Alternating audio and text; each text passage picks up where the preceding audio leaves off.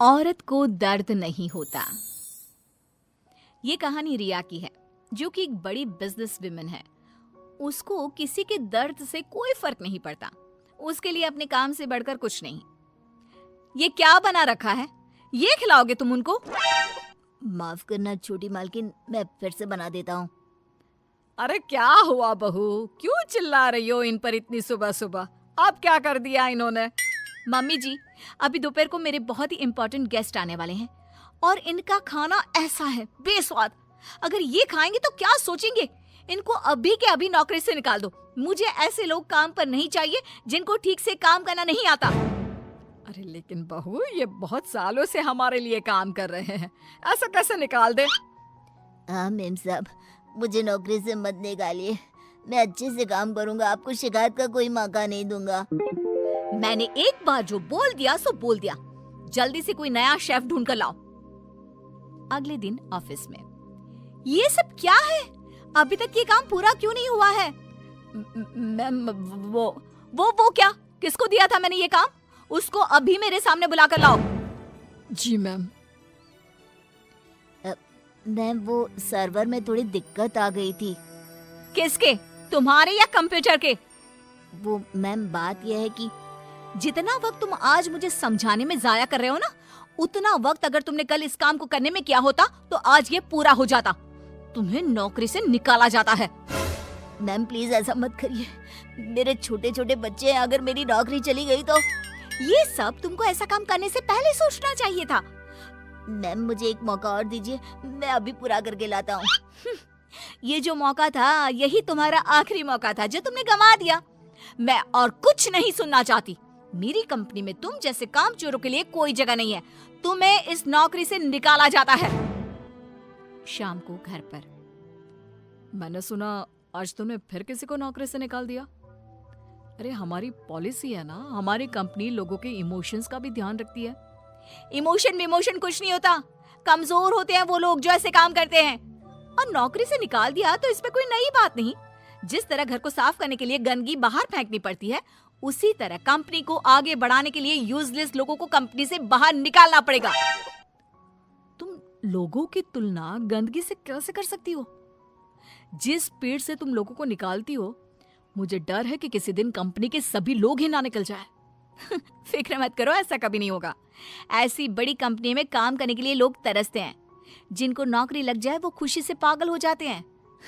तो ऐसी कंपनी कभी खाली हो ही नहीं सकती।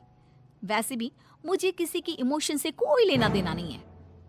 लेकिन बहू, तेरे स्वभाव को देखकर लगता है कि जरूर खाली होगी। अरे बहू, लोगों को दर्द होता है तो ये क्यों नहीं समझ पाती है? मम्मी जी, आप कब आई?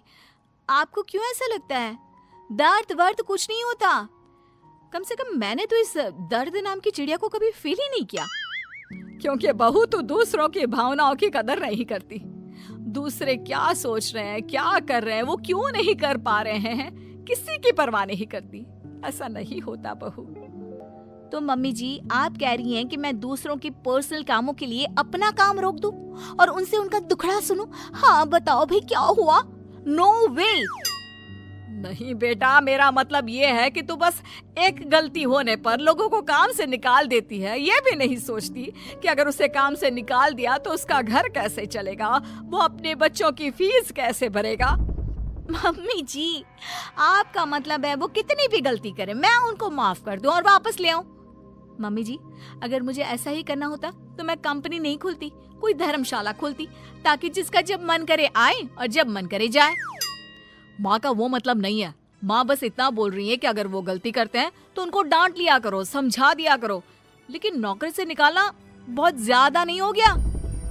मम्मी जी, आपको भले ही ऐसा लगता हो, लेकिन मैं इतनी बड़ी कंपनी ऐसे ही नहीं चला रही हूँ। ऐसे बहुत देखे मैंने और मैं ये अच्छी तरह जानती हूँ कि ये कैसे सुधरेंगे। इसलिए आप चिंता मत कीजिए और आप प्लीज मेरे कामों में दखल मत दीजिए। मुझे अच्छी तरह पता है कि मैं क्या कर रही हूँ। एक दिन अचानक से रिया की बेटी की तबीयत बहुत खराब हो जाती है और रिया कंपनी की जरूरी मीटिंग छोड़ देती है। बहू, तू यहाँ क्या कर रही है? तेरी तो बहुत जरूरी मीटिंग थी ना? मम्मी जी, आप ऐसे समय में मीटिंग की बात कैसे कर सकती हैं? और मेरी बेटी कहाँ है? क्या हुआ है उसको? डॉक्टर ने क्या कहा? यूं अचानक से बेहोश कैसे हो गई? उसका बीपी लो हो गया था, जिसकी वजह से वो चक्कर खाकर गिर पड़ी और उसको थोड़ा बुखार भी है। अच्छा हुआ, कोई ज्यादा घबराने वाली बात नहीं है, मैं तो डर ही गई थी। और बहू तेरी मीटिंग, उसका क्या हुआ? तुझे तो भारी नुकसान हो गया होगा। होने दीजिए मम्मी जी, मेरे लिए इस वक्त मेरी बेटी से बढ़कर कुछ भी नहीं है। ऐसी मीटिंग्स तो फिर आती रहेंगी। लेकिन बहू, कुछ दिनों पहले तुमने ही कहा था कि किसी के निजी काम के लिए तुम्हारा काम नहीं रुकेगा, तो फिर ये सब क्या है? मम्मी जी, आपको क्या हो गया है? ये किसी का भी निजी काम नहीं है, ये मेरा अपना निजी काम है।